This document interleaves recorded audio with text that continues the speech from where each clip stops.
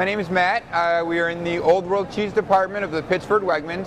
Today we're going to be cracking a wheel of Parmigiano Reggiano, which is an Italian cheese that is cooked, not pressed, and it's aged for 24 months. It comes to us straight from Italy, and when we get the 80-pound wheels that have been sitting for 2 to 3 days, we put them on a cracking table specifically for Reggiano. And what I do is I take a scoring tool and I score it down the middle, both across the top and down the sides, and flip it over and do the same thing on each side.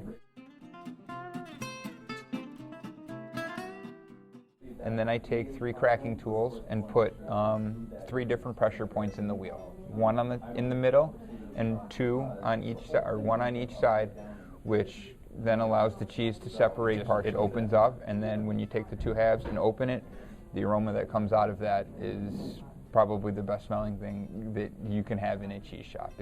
It's fresh, it's clean, and it draws in customers from all over the store because they can smell it. And what we'll do now is I will lay this on its side, and I will crack and score it again down the middle in order to get this half down into 2 quarters. After that, we'll break the quarters down into eighths, which are then able to be broken down into individual pieces that are for sale.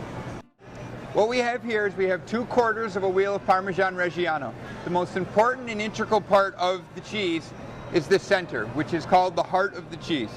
This cheese is taken from the middle, is so moist that only the kings back in the Middle Ages in the late 17th, 18th centuries would only eat cheese from the middle of the wheel.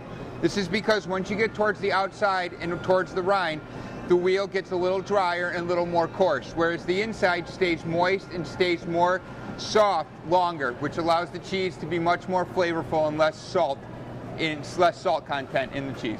The reason that I enjoy the wheel cracking is because it's very interactive with the customers. The customers are very drawn in by seeing an 80-pound wheel and seeing myself break it down into smaller pieces that they are able to enjoy, whether or not it's tasting it here at the store or bringing it home to add into any recipe. I enjoy seeing people asking, what's the best way to get the best cheese? And my recommendation is always to buy a good block, a good chunk of Parmesan, take it home, grate it yourself, and you will be able to see the difference.